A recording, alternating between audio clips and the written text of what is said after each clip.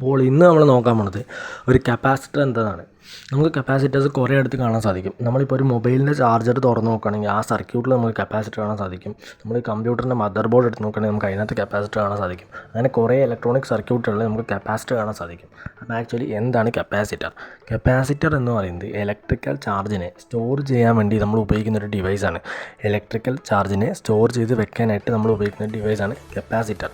Capacitor എന്തിലെ electronic സർക്യൂട്ടിൽ ഉപയോഗിക്കുന്നു? Capacitor electronic സർക്യൂട്ടിൽ വെച്ച് കഴിഞ്ഞാൽ ഇലക്ട്രോണിക് സർക്യൂട്ടിന് ആ സർക്യൂട്ടിന് ആവശ്യമായിട്ടുള്ള പവർ അല്ലെങ്കിൽ ചാർജൊക്കെ കപ്പാസിറ്ററിന് കൊടുക്കാനായിട്ട് പറ്റും. കപ്പാസിറ്റർ ചാർജിനെ സ്റ്റോർ ചെയ്ത് വെച്ചിട്ട് ആവശ്യമുള്ള സമയത്ത് സർക്യൂട്ടിലേക്ക് ആ ചാർജ് കൊടുക്കുന്നു.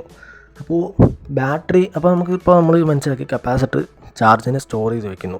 അപ്പോൾ അതുപോലെ തന്നെയല്ലേ ബാറ്ററിയും വരയ്ക്കുന്നത്? അങ്ങനെ ഒരു ഡൗട്ട് നിങ്ങൾക്ക് ഉണ്ടാവാം. അപ്പോൾ ഈ ബാറ്ററിയും കപ്പാസിറ്റേഴ്സും തമ്മിലുള്ള ഡിഫറൻസ് എന്താണ്? ബാറ്ററിയിൽ കെമിക്കൽ റിയാക്ഷൻസ് നടന്നിട്ട് അതുവഴി ഇലക്ട്രോൺസിനെ പ്രൊഡ്യൂസ് ചെയ്യുന്നു. ആ പ്രൊഡ്യൂസ് ചെയ്യുന്ന ഇലക്ട്രോൺസ് വെച്ചിട്ടാണ് ചാർജ് പുറത്തേക്ക് കൊടുക്കുന്നത്. പക്ഷേ അതേസമയം കപ്പാസിറ്റേഴ്സിൽ ഈ ഇലക്ട്രോൺസിനെ സ്റ്റോർ ചെയ്ത് വെക്കുകയാണ് ചെയ്യുന്നത്. ഇലക്ട്രോൺസിനെ സ്റ്റോർ ചെയ്തിട്ട് അതാണ് ചാർജായിട്ട് പുറത്തേക്ക് കൊടുക്കുന്നത്. ഈ കപ്പാസിറ്റർ ചാർജ് ചെയ്യാനും നമുക്ക് ബാറ്ററിയുടെ സഹായം വേണ്ടി വരും, അല്ലെങ്കിൽ നമുക്ക് AC കറണ്ടിൻ്റെ സഹായം വേണ്ടി വരും. അപ്പോൾ അതാണ് കപ്പാസിറ്റേഴ്സും ബാറ്ററിയും തമ്മിലുള്ള ഡിഫറൻസ്. പിന്നെ കപ്പാസിറ്ററിൻ്റെ ചാർജ് എന്ന് പറഞ്ഞാൽ കുറച്ച് നേരത്തേക്ക് നിൽക്കുള്ളൂ, ഒരു 2-3 സെക്കൻഡിക്കൊക്കെ തന്നെ നിൽക്കുള്ളൂ. പക്ഷേ അതേസമയം ബാറ്ററിയുടെ ചാർജ് എന്ന് പറഞ്ഞാൽ കുറേ നേരത്തേക്ക് അല്ലെങ്കിൽ കുറേ മാസങ്ങളിലേക്ക് വർഷങ്ങളിലേക്കൊക്കെ നിൽക്കും. അപ്പോൾ കപ്പാസിറ്റൻസ് എന്ന് പറയുന്നത് ഒരു കപ്പാസിറ്ററിൻ്റെ ചാർജ് സ്റ്റോർ ചെയ്യാനുള്ള അബിലിറ്റിയാണ്. ആ കപ്പാസിറ്ററിന് എത്രമാത്രം ചാർജ് സ്റ്റോർ ചെയ്യാൻ പറ്റും, അതാണ് കപ്പാസിറ്റൻസ്. ഈ കപ്പാസിറ്റൻസിന് ഒരു ഫോർമുല ഉണ്ട്, ചാർജ് ഇൻറ്റു വോൾട്ടേജ് എന്നാണ്. നമ്മൾ എത്ര ചാർജാണോ കപ്പാസിറ്ററിലേക്ക് സ്റ്റോർ ചെയ്യാൻ വെക്കാൻ വേണ്ടി കൊടുക്കുന്നത് അത് ഇൻറ്റു നമ്മൾ ബാറ്ററി വെച്ചിട്ടാണ് കപ്പാസിറ്റർ ചാർജ് ചെയ്യുന്നത് പറഞ്ഞല്ലോ. അപ്പോൾ ആ ബാറ്ററിയുടെ വോൾട്ടേജും വോൾട്ടേജും കൂടി ചെയ്തിട്ടാണ് കപ്പാസിറ്റൻസ് കിട്ടുന്നത്. ഇനി നമുക്ക് ഒരു കപ്പാസിറ്റർ എങ്ങനെ വർക്ക് ചെയ്യുമെന്ന് നോക്കാം, ഹൗ ഇറ്റ് വർക്ക്സ്. അപ്പോൾ ആദ്യം തന്നെ നമുക്ക് കപ്പാസിറ്ററിൻ്റെ ബേസിക് സ്ട്രക്ചർ പരിചയപ്പെടാം. കപ്പാസിറ്റർ എങ്ങനെ ഉണ്ടാക്കിയിരിക്കുന്നത് പറഞ്ഞാൽ രണ്ട് കണ്ടക്റ്റിംഗ് പ്ലേറ്റ്സ് ആണ്. കണ്ടക്റ്റിംഗ് പ്ലേറ്റ്സ് എന്ന് പറയുന്ന സമയത്ത് ഇലക്ട്രിസിറ്റി കണ്ടക്ട് ചെയ്യുന്ന എന്തെങ്കിലും മെറ്റീരിയലായിരിക്കും, ഇരുമ്പോ അലൂമിനിയം അങ്ങനെ എന്തെങ്കിലും ആയിരിക്കും. അങ്ങനത്തെ 2 കണ്ടക്റ്റിംഗ് പ്ലേറ്റ്സ് വെച്ചിട്ട് അതിന് നടുക്കൊരു ഡൈഇലക്ട്രിക് മീഡിയം വെച്ചിട്ടുണ്ട്. ഈ ഡൈഇലക്ട്രിക് മീഡിയം എന്ന് പറയുമ്പോൾ ഇലക്ട്രിസിറ്റിനെ കണ്ടക്ട് ചെയ്യാത്ത എന്തെങ്കിലും ഒരു സബ്സ്റ്റൻസ് ആയിരിക്കും. കൂടുതലായിട്ട് മൈക്ക, സെറാമിക് അങ്ങനത്തെ സബ്സ്റ്റൻസ് ഒക്കെയാണ് ഡൈഇലക്ട്രിക് മീഡിയം ഉണ്ടാക്കാനായിട്ട് ഉപയോഗിക്കുന്നത്. അപ്പോൾ നമ്മൾ ഈ കപ്പാസിറ്റർ ഉണ്ടാക്കി കഴിഞ്ഞിട്ട് കപ്പാസിറ്റർ നേരെ നമ്മുടെ ബാറ്ററിയിലേക്ക് കണക്ട് ചെയ്യുന്നു. അപ്പോൾ അങ്ങനെയായിട്ട് നമ്മൾ കപ്പാസിറ്റർ ചാർജ് ചെയ്യുന്നത്. ബാറ്ററിയിലേക്ക് കണക്ട് ചെയ്യുമ്പോൾ എന്താ സംഭവിക്കുക നമുക്ക് നോക്കാം.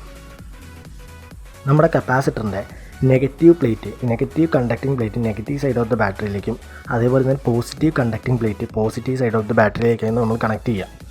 അപ്പോൾ നമ്മുടെ നെഗറ്റീവ് പ്ലേറ്റ് ഉണ്ടല്ലോ കപ്പാസിറ്ററിൻ്റെ, അങ്ങോട്ട് ഇലക്ട്രോൺസ് ബാറ്ററിയിൽ നിന്ന് ഫ്ലോ ചെയ്യാൻ തുടങ്ങും.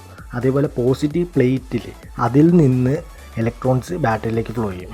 മനസ്സിലായില്ലേ? ഒരു സൈക്കിൾ പോലെയാണ് നടക്കുന്നത്.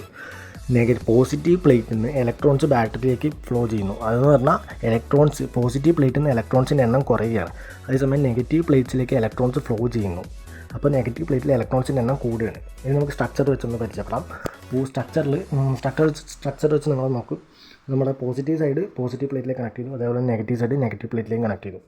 അപ്പോൾ നമ്മുടെ പോസിറ്റീവ് സൈഡിൽ നിന്ന് ഇലക്ട്രോൺസ് ബാറ്ററിയിലേക്ക് ഫ്ലോ ചെയ്യുന്നു. അതേപോലെ തന്നെ നെഗറ്റീവ് സൈഡിൽ നിന്നും ഇലക്ട്രോൺസ് നെഗറ്റീവ് പ്ലേറ്റിലേക്ക് ഫ്ലോ ചെയ്യുന്നു. അപ്പോൾ പോസിറ്റീവ് സൈഡിൽ ഒരു കുറച്ച് എണ്ണം ഇലക്ട്രോൺസ് മിസ്സിങ് ആവുന്നു. അതേസമയം നെഗറ്റീവ് പ്ലേറ്റിൽ അതേ എണ്ണത്തിലുള്ള ഇലക്ട്രോൺസ് കയറുന്നു. അപ്പോൾ ഇവിടെ ആക്ച്വലി ഇംബാലൻസ് ഓഫ് ചാർജാണ് ക്രിയേറ്റ് ആവുന്നത്. അപ്പോൾ ഈ ഒരേ എണ്ണത്തിലുള്ള ഇലക്ട്രോൺസ് ഒരു സൈഡിൽ മിസ്സിങ്ങും അതേ എണ്ണത്തിലുള്ള ഇലക്ട്രോൺസ് ഒരു സൈഡിൽ കൂടുതലും. അപ്പോൾ ഒരു സൈഡ് പോസിറ്റീവും ഒരു സൈഡ് നെഗറ്റീവായിട്ട് ആക്ട് ചെയ്യും. അങ്ങനെയാണ് ഈ കപ്പാസിറ്റേഴ്സ് ചാർജിനെ സ്റ്റോർ ചെയ്യുന്നത്. അപ്പോൾ ഇത്രയേ ഉള്ളൂ കപ്പാസിറ്ററിനെ കുറിച്ചുള്ള ഡെഫിനിഷൻ. ഞാൻ സിമ്പിളായിട്ട് പറഞ്ഞു തന്നിട്ടുണ്ട്. മനസ്സിലാത്ത ആരെങ്കിലും ഉണ്ടെങ്കിൽ ഡൗട്ടൊക്കെ കമൻറ്റ് ചെയ്യുക. അപ്പോൾ ഇത്രയേ ഉള്ളൂ ഇന്നത്തെ വീഡിയോ. അടുത്തായിട്ട് ഞാൻ എന്താ ചെയ്യേണ്ടത് നിങ്ങളൊന്ന് കമൻറ്റ് ചെയ്യുക. അതുവരെ ബൈ.